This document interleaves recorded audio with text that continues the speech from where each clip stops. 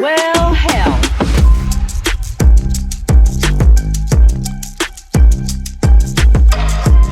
Welcome back to Tech Travel and Twang. Good morning, Jen Barbie. And I want to introduce Mark Shore. Very good longtime friend. We won't say how long, Mark. We are dating each other. But Mark is the CEO of Visit Bath County, Virginia. Hey, Mark. Good morning. How are you? Great. It's great to be with both of you today. Welcome Yes, to very Tuesday excited. Tea. Although it is water, but Christmas in July, Kristen. I love that Almost mug. July. It's huge. It's so much water, though. Isn't that cute? Okay, you have to tell me where you got that. I have no idea. Drew I'm got a it. I'm a Christmas mug all year round person too. It's huge. Look, it's like the size of my head. It I is. digress. I love that it says this end up on it, so you know which way to Right? hold it. Yeah. I love it. I love it. Ideally. Well, Mark, tell us a little bit because Visit Bath County is a pretty new DMO, isn't it? It is. It was created in early 2022, and they created a board here in Bath County. Now, tourism had been something that was promoted prior. For a while, it was under the county, and then politics, as usual, got in the way, and they outsourced it to an ad agency for a while. And the local hospitality community got together and created a board and put together a set of bylaws and incorporated and created a 501c6 in 2022. And then I came on board in September of 22, so towards the end of that year. And we're still building this thing. So it's been a great past year and a half, and lots of great things happening here. But definitely a unique challenge for somebody who's been around the industry for a long time to start up a DMO. Yeah, but exciting to be able to mold something in a destination that hasn't had that opportunity before. It really is, and I come with things in my head as well as things in the computer that kind of help us to formulate anything from financial statements to policies and procedures. So that's the benefit of somebody that's been around for a long time, is I did bring some things to the table for us to get going quickly, but never enough as a startup. You just can't imagine how many things are going on at the same time. And I've used the analogy of building an airplane in flight many times over the last year and a half. Oh, I imagine.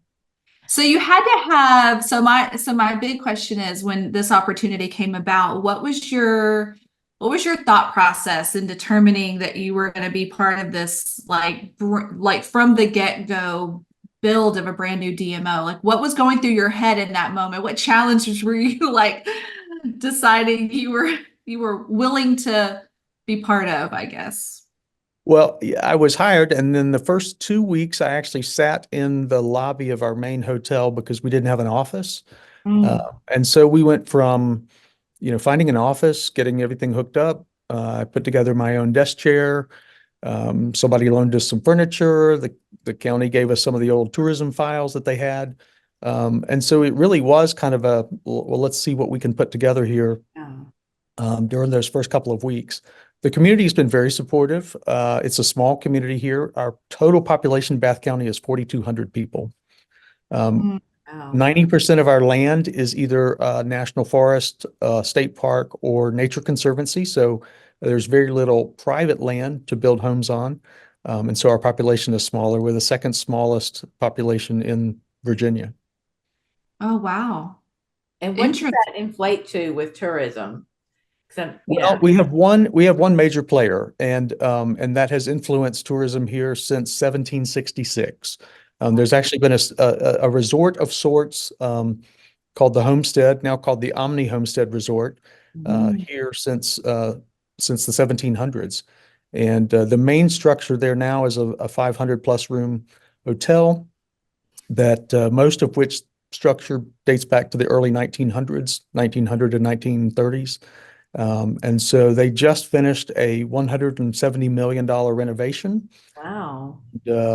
And so that was the other part of this, was being ready when that reopening occurred, to be able to handle promotion and marketing, not just for the resort, but for the whole county. And so that everybody benefits from that rising tide. Very cool. That's very cool. So I have to ask, 1700s, is it haunted? There are stories. I have not experienced it myself. Oh, wow. Interesting. I didn't realize the history there and the way that you guys are structured with all of that that private property. So how does that lend to the economic challenges? Like, do you find that you guys do you find it limiting in what you're looking ahead to the next 5, 10 years, or is there other economic areas that you guys focus on as a bureau? It's fascinating, and I'm still trying to get my head around some of the dynamics. In fact, I found myself reading a series of articles on community psychology the other day, because trying to understand what a destination resort in a community like this, where you may have a fourth or fifth generation employee working there. And so there's a rich and a deep heritage of folks that have worked for the Omni Homestead. And you've got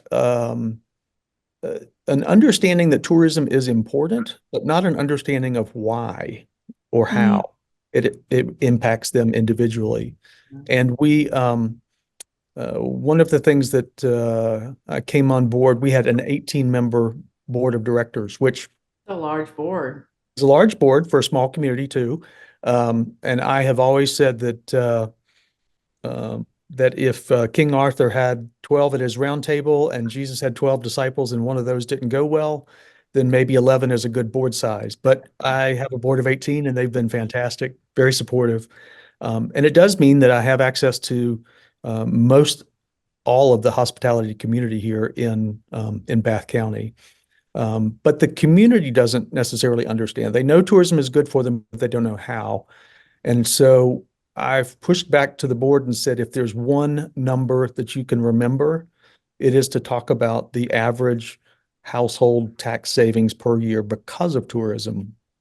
And I actually sat here one Saturday doing spreadsheets and went back over my numbers time and time again, because the number was much, much higher than anywhere I had ever worked. And we are the second largest tax savings of any of the 133 cities and counties in Virginia per household. And I don't think our folks understand how much benefit that is for them individually.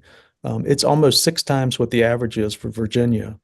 And so there's a huge benefit here. And we not only need to talk about the positive aspects of, the visitor that's coming to the community, but also how does that impact the local citizens so that they understand why we need to be friendly and why we need to not be frustrated when somebody's driving really slow in front of us with out-of-state tags.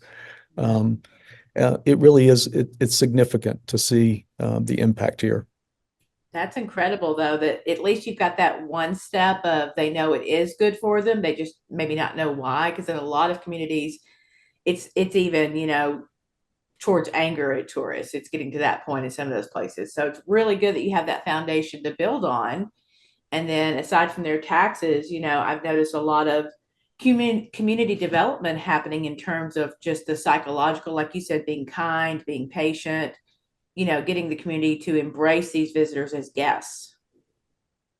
Yeah, it's one thing that is lacking in this community in particular.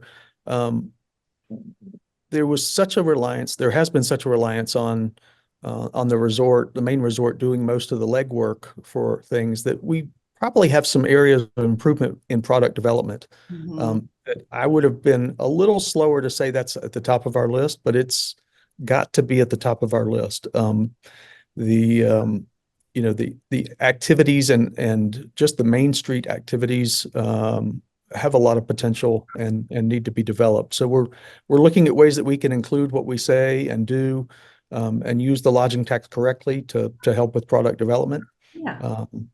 With implementing grant programs and just being as supportive as possible. That's very cool. And I really liked what you said earlier about it being kind of a startup. I mean, it really is. It's a startup environment, which is, I'm guessing, pretty different from your previous roles. It is. I've regardless of what the community was or what you inherit, I've always had an organization that was at least moving forward. And maybe they had a structure in place and maybe it just needed tweaking. Yeah. But this one was really like, okay, how do we do in finances? And okay, we need to start doing some marketing before we do a strategic plan, but we need a strategic plan at the same time we're going to Right. launch something. So a lot of coordination um, of putting things out there that I kind of knew intuitively, which is nice to finally be at that point in my career where I Yeah. can make a decision and move forward. But then at the same time, leading the board through a strategic process and talking to them about, where do we want to be in 5 years? And that's a learning curve for them as well, because they've not operated as a tourism board in the past. Mhm. Super Mm. interesting though, for sure. And so what are the big things that you're looking for as far as trends go next year for just overall, maybe not just for your destination, but like as a CEO, DMO leader, what's on your mind for 2025? Oh, for next year, it is really trying to hone in our skills on digital marketing and being able to attribute the successes that come from that, Mhm. while at the same time trying to be more of a leader within the community in terms of inspiring and encouraging projects and product development, and customer service. And we'll be looking at a visitor center probably over the next 2 years, and we're working through vision statements on what that would be for the board. And so that's really what the next year really holds. Really kind of making sure that machine of promotion is going strong with our digital marketing. Yeah. Um, at the same time, making sure that the community that fulfills the visitor experience is able to, to do it well. Mm. I love. Wearing a lot of hats there, Mark. What's that?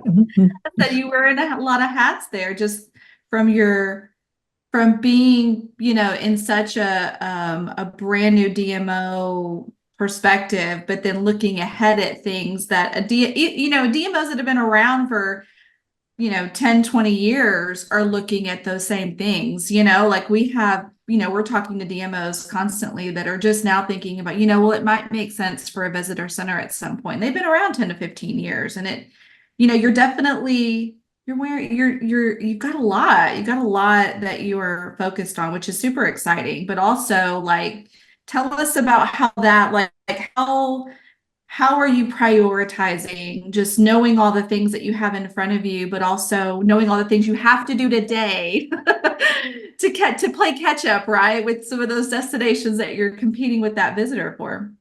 Gosh, I don't know that I prioritize anything. I think it's looking to see which ball would have the worst impact if I drop it. So Right. that may be my strategy personally, but it's I think that the community engagement part is what fascinates me here more than anywhere else. It is I feel like it's more critical in a smaller town. Everyone talks and everyone knows each other. We are right on Main Street in Hot Springs, Virginia, and people will stop in, which I absolutely love.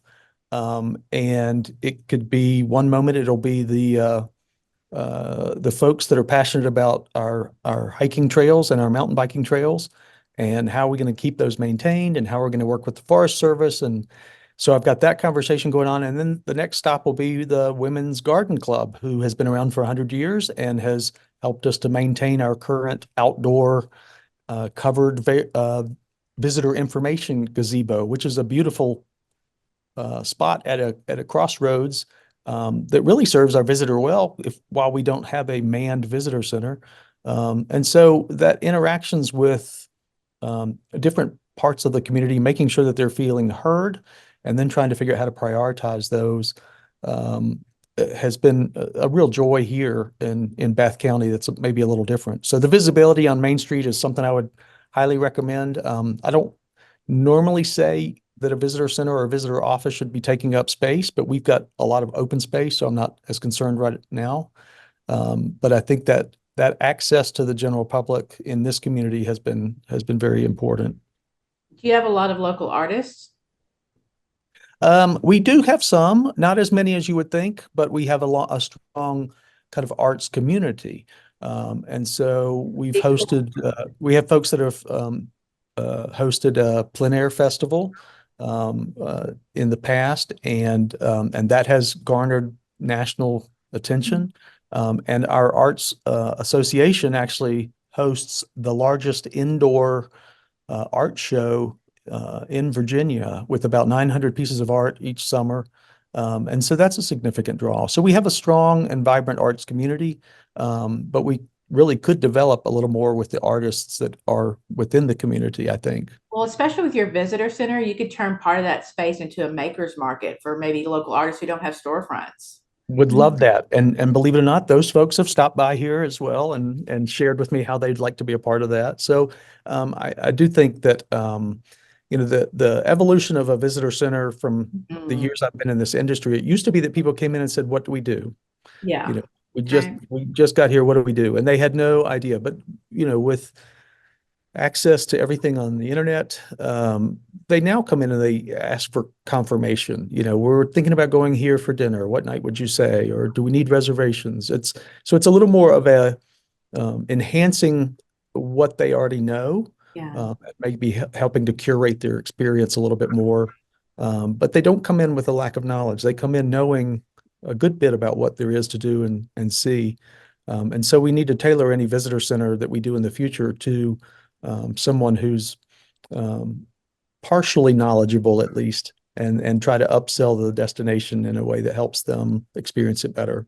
I think that's great advice for all DMOs listening, because I think the visitor center, we've either tried to gamify it so much that it becomes overwhelming to certain segments, or we've tried to stay with the old school, here's some maps on the wall, grab them if you want to kind of thing. And I really like the concept, Mark, of knowing that they are coming in with some information. They're not just blindly falling into a destination nowadays, and furthering that experience, concierge that experience almost just makes a lot of sense now.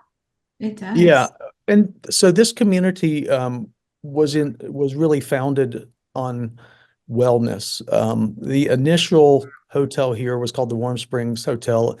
And the Warm Springs baths, or the Warm Springs pools as they're now called, are now owned by the Omni. And in addition to their $170 million renovation of the resort, they also spent $5 million renovating the historic bathhouses. There's a men's and a women's bathhouse that were built in the original structures, late 1700s, early 1800s. The women's bathhouse was mid 1800s. Wooden structures over a hot steaming mineral spring. And so you can imagine how quickly they deteriorated. They reopened those about a year and a half ago, and it's been a great source of community pride. Right now, they're on one of the top 10 USA Today top 10 lists for hot springs in the US. And we're excited to see that recognition. But wellness has always been a part of why people come here. And so we are really looking at how do we expand that, and how do we take advantage of the fact that we have an incredible amount of outdoor experience, whether that be mountaintops or fishing or the warm and the hot springs here.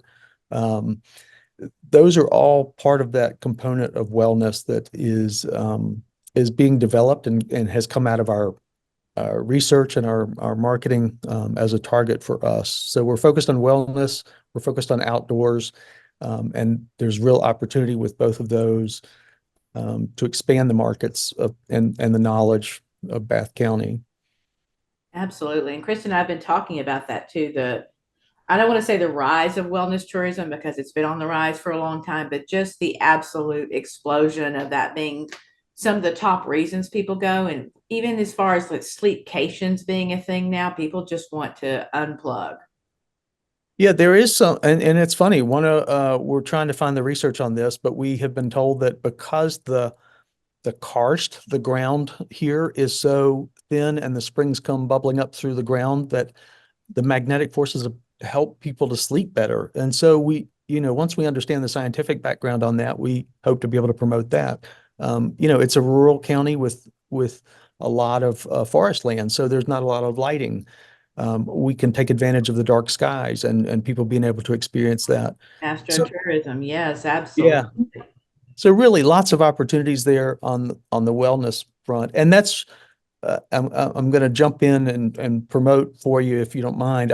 I'm excited about the travel and transformation retreat that you're putting together out in Scottsdale in September.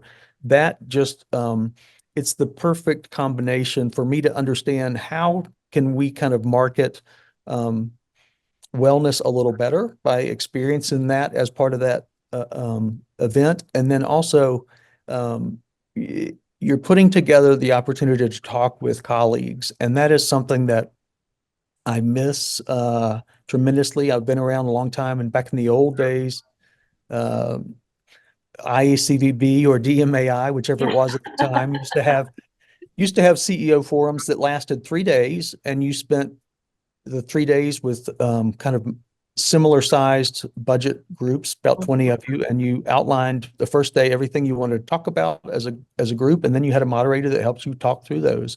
Now it's down to a 45-minute session.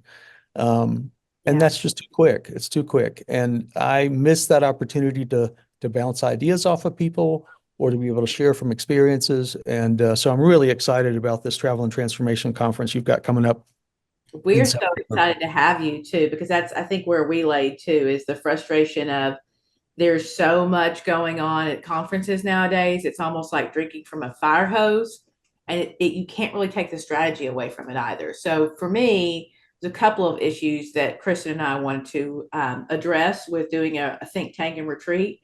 One is have more meaningful, smaller conversations with people who need to be talking to each other and get out of their way instead of a death by PowerPoint thing. But the other is we need some restoration, some wellness to be able to think in that creative space, because we just heard how many hats you're wearing, Mark. So I think we need to sign you up for a sound bath day 2. A sensory deprivation tank. How's that? Yes. Oh, I love it. Yeah. No, Yeah, but but it's so important. Like we think about as visitors to a destination, how can I incorporate wellness into this trip, right? Like how can I come back from this quote unquote vacation or getaway, but come back with a sense of, you were able to take that break, you were able to unplug and recharge some of your battery on some level. And a lot of times when we do conferences in this industry, we don't take that into consideration.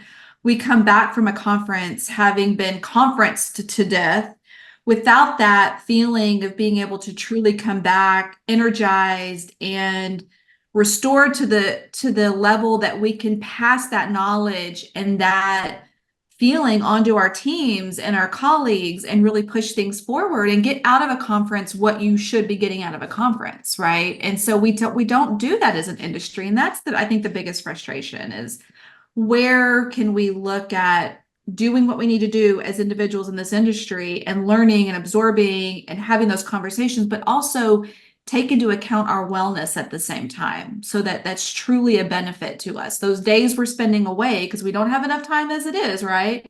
The days we're spending away is truly for us as individuals and us professionally. That's huge. yeah, I would say pre-pandemic, I had always heard the phrase, take time to sharpen your saw and you'll be more efficient. And I kind of bought into that intellectually, but I didn't buy into it personally and in action.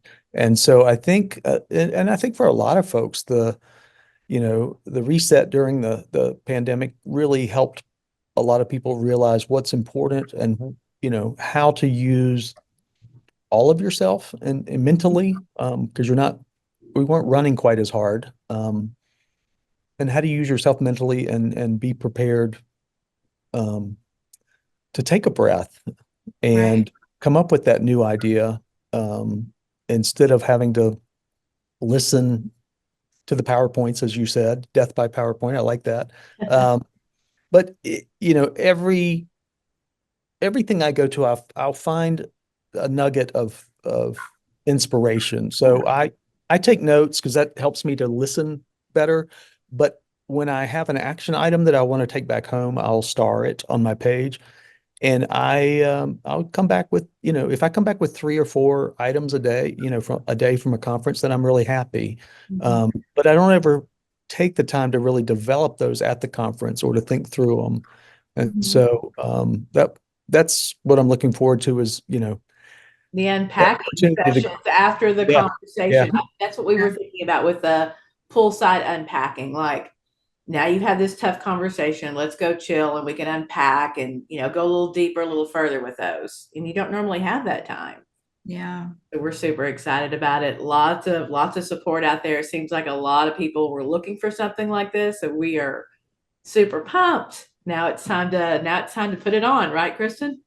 Oh yeah, it's time to curate. And I think having these conversations, and I think this is such an interesting conversation with you, Mark, because you bring such a wealth of experience in the industry, but you're also in the midst of a brand new evolution in a new DMO. So it's like it's this perfect scenario where you have this perspective that you don't necessarily see a lot in our industry. And the insight that you lend to those that are coming into a new DMO space, but don't have that DMO experience is just invaluable. And those conversations that you have with people in the industry are sometimes transformative for those DMOs. Like we're really talking to leaders that really need that guidance. So I've So always said that, the phrase good judgment comes from experience and experience often comes from bad judgment. Judgment.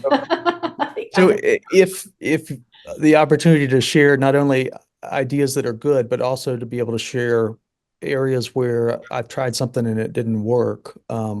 Not necessarily that means it won't work for you, but sharing those experiences, good and bad, is critical for us in this industry. And I think sometimes we're afraid to admit the failures, but mhm. those are really what helps shape, our next success is the failure that we've had before. So I think that's important to be able to share that. Absolutely. I like that. I guess for lack of a better word, executive vulnerability to have that Yes. conversation. Because again, one of the other things I see that happens at these conferences that bothers me is it's like a one-up competition, and that's not what our industry is about. So, to me, this is the place where you just get real with each other. So, you can learn from each other. So my Yeah. colleague Joe Ward up in Rochester, Minnesota, he and I joke about that session. We call it the "Well, what we did" session, and we will ask each other at the conference, "Are you going to the "Well, what we did" session?" Because it does sometimes turn into that. Yeah, everybody, once somebody hears a good one, then they're like, "Oh, I have to one up that." Well, no, it really shouldn't be that. It should be interactive so that we can learn from that. But well-intentioned sometimes, but it sometimes gets a little competitive, I think. Oh Yeah, I'd yeah. love to Yeah. see the anti sessions. That I'd love to see. Yes. Here's 8 times it went wrong before we got it right the ninth time. Like, you never hear that. The success and the case studies are like this brilliant idea, brilliant media, great big numbers. Okay, great. Well, how does that help me in terms of like learning or getting an idea? So this isn't like a conference, so to speak. The think tank retreat is a lot more intimate, and I'm just so excited to see how this beta test and this environment of leaders like you, Mark, that are ready to step up and do something different and take control.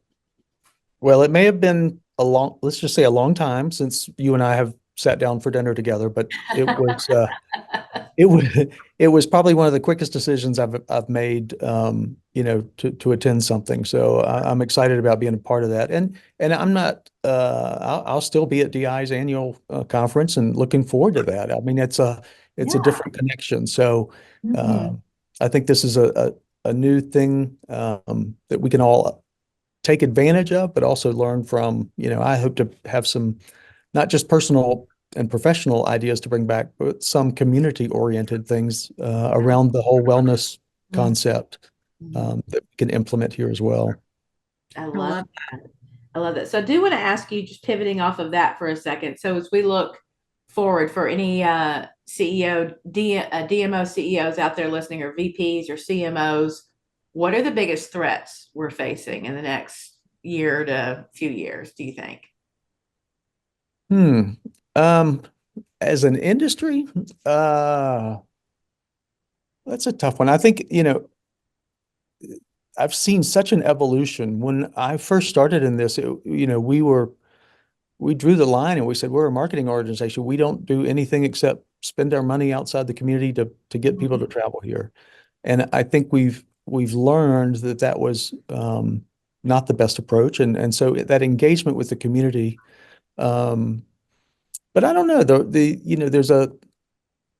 I don't think anybody would disagree, regardless of your politics, that there's a tension out there for anybody that's receiving funding, even though it's a visitor paid tax. It's perceived as funding from government entities, and so I think we have to watch that very closely. I mean, I've seen some erosion in that over the years, and I think we've had to be creative in new ways, whether they're tourism improvement districts or whatever. But I think just that awareness of the political environment, national, state, and local, is going to be the thing that we have to pay attention to. Yeah, that's a great point that you bring up too, because if you think about the evolution of digital marketing and the new age of activations and influencers and product development and things like that, that is very much evolved over the last 10 to 20 years, whereas where the money's coming from hasn't really, right? Like it's still being funded in a very similar way. And so there's always going to be where you're kind of coloring outside of the typical lines, right? Of where dollars should be spent and how those should be spent. And do they really fall into what, residents and those that are paying or kind of contributing there, what they're considered to be something that's bringing in a visitor? Because it's very much evolving in how we're able to spend our money these days. Yeah. I mean, back in my early days, we bought a half-page ad in Southern Living and we'd hold it up and everybody'd go, "Ooh, that's wonderful." Yeah, right. And we paid for it. It's not like we got, an Right. article. But now you stand up and you say we had 23 million impressions. Mm-hmm. That's not real glamorous to a lot of folks. Right. So you Yeah. have to figure out a way to translate what that is within the community. And I think we've got some of these some of the opportunities with the dashboards and the different private companies that are trying to put that together for us to help us to present it to our communities in a better way. So that's a real fascinating thing to see over the last probably 5 years. I mean, it's a shorter term, but how we present ourselves has become more challenging, I think, because of the digital realm. Right. A lot of people don't understand fully what that means. Absolutely. Yeah, I think you're right. I think that conversation of DMO relevancy is not one that's going to go away, especially as DMOs are defining themselves differently. Some are all in on their community. Some are still, we are marketing and advertising only. We don't have any touch that. So it's a little bit of, I mean, we're back to kind of the Wild West in some of those areas, Mm-hmm. So I think it's important to kind of focus individually and, and suss out what's right for your community, what's right for your staff, what's right for your product. I agree. Awesome. Well, how fun has it been to talk to Mark today, Kristen? I have so many more questions. We could be on here all day for a podcast. I say we do a follow-up because I love, again, like we know that our industry is evolving constantly with DMO leaders and the industries they've come from and those that kind of face different challenges but don't necessarily have that perspective from other DMOs that are kind of going through some similar things. And so I really feel like the topic of what you're going through, Mark, and what you're going through and going to go through over the next 6 months to 2 years or whatnot. I feel like that's a constant conversation and a constant learning opportunity for other new DMOs. Just things that you're learning along the way and challenges that you're able and talk about what's not worked, right? Like what things we try to just Absolutely, yeah. I love that idea Maybe of just you need having a a maybe you need conversation. a podcast journal. Maybe it should be Mondays with Mark. Oh, my. I'd listen. I would totally listen. Well, I will. love- One of the beautiful things about this industry, and I don't know anything but, I've worked in several parts of it. So I worked in hotels. I worked for a historic attraction, and then I've worked for DMOs most of the time. But it is an industry that shares a lot. And so it's been nice to shoot it off an email or pick up the phone and call and say, hey, do you have a policy on this or that? Or how have you handled something? And I may know some of that, but to have somebody that I respect in this industry be able to share things, and there's not a moment of hesitation. And so I think we need to be more open about asking each other for sharing documents um, and just not just the ideas, but okay, well, help me get this set up because we don't have that yet. Logistics. Yeah. Yeah. That's a great point because and that's a conversation I've had recently with a DMO leader who's come not from the DMO world. Can I reach out to, my neighboring cities and ask for this? Is that a thing? And it's funny to have that conversation, be able to say too, and be proud to say we're a very collaborative industry. Like can't imagine the amount of knowledge sharing that we see happening on a daily basis, and just the amount of information that's passed between those that are competing sometimes for the same exact visitor, right? And one or the same exact conference or convention, but just being able to share and collaborate. This industry is great at doing that. And it's good to see that happen continuously. I would definitely agree. Definitely agree. Absolutely. That's going to be the theme of our week, Kristen. It'll be collaboration. Hello. Well, thank you again so much, Mark. It's great to have you, Mark. Hey, thank you. Yeah, it's been wonderful. When we go s'mores and stargazing together, that'll be fun. Looking forward to it. All right. We'll see you guys next time. Bye. Thanks.